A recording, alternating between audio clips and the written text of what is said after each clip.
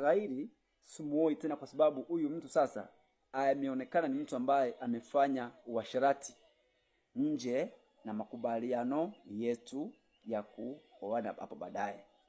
Kwa hiyo utaona Yusufu hapa alikuwa na haki ya kumwacha, na utaona alipokuwa akiwaza jambo hilo, Mungu Baba wa mbinguni alishuhudia ndani ya Yusufu kwamba kulingana na tukio ambalo limetokea, atakuja kumwacha huyu mchumba wake ambaye ni mke mtarajiwa Mariamu.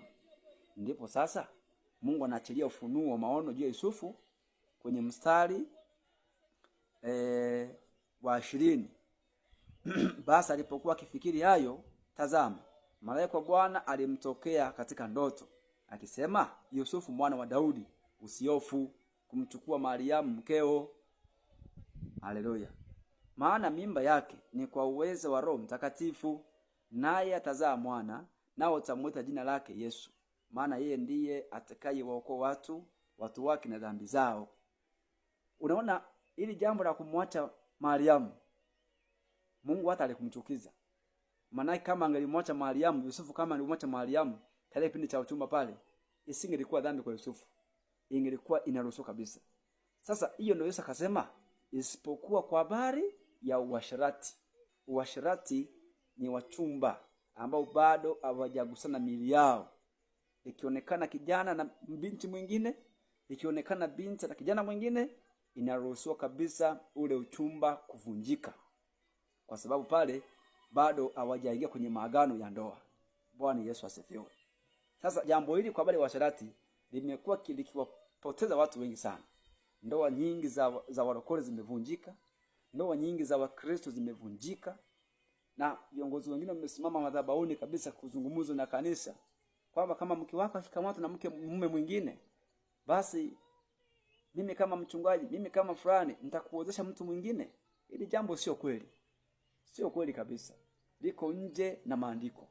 Uasherati uko nje na makubaliano ya ndoa. Ni watu ambao wapo kwenye mipango ya kuhitaji kuoana lakini bado hawajaoana. Kwa hiyo katika hali kama hiyo, kabla hajafunga ndoa, kabla ya hapo, akionekana mmoja wapo amefanya ujanja, huyu mwingine anaruhusiwa kumwacha huyu na kutafuta mchumba mwingine. Ndio Yesu anasema kwamba isipokuwa kwa habari ya uasherati. Ndio huo sasa. Sasa hebu tuangalie kwa habari ya wale watu ambao tayari wameshaoana tayari. Kwa habari ya watu ambao tayari wao wamekwisha kuoana. Hawa sasa uasherati hauwahusu, kwa sababu hawa tayari wameshafanyika kuwa mwili mmoja. Maandiko inasema hivi, kitabu cha Mathayo 19 mstari wa 6. Nataka nikusomee mtazamaji wangu.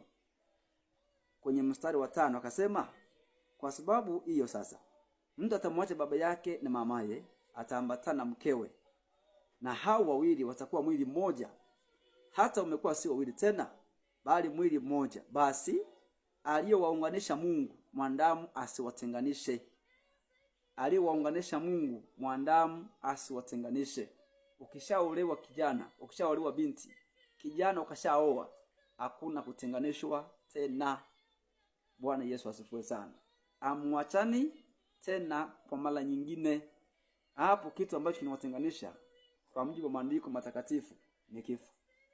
Kama mtakoseana ni kusameheana. Bwana Yesu asifiwe. Hapa kinachotenganisha sio uzinzi, kwamba nimemkamata mke wangu akifanya uzinzi. Bwana, uasherati ni kwa mabinti ambao wanachumbiana, lakini uzinzi ni kwa baba aliyeoa na mama aliyeolewa. Kwa hiyo Biblia iseme kwa habari ya uzinzi, yenyewe imeruhusu section moja tu, habari ya uasherati kwa wale ambao wanachumbiana, ambao bado ni vijana hawajakaribiana, kama Yusufu na Mariamu ambavyo walikuwa bado hawajakaribiana. Lakini kwa habari ya uzinzi ambao tayari huyu ni mume kashaoa, huyu ni mke kashaolewa, amekutana sasa anafanya uzinzi na baba mwingine, Biblia iseme tuachane, inasema tuvumiliane. Hapo ndio yanakuja matunda 9 ya Roho Mtakatifu yanayotajwa katika kitabu cha Galatia sura ya 6 na mstari wa 20. Uvumilivu, upendo, upole na vitu kama hivyo. Kuvumiliana, kusameheana. Hapo ndio tunasema kwa mkwazo na budi kuja. Bwana asifiwe sana. Sasa maandiko inazungumza wazi. Nataka ufuatilie video inayofuata ili upate kitu kamili.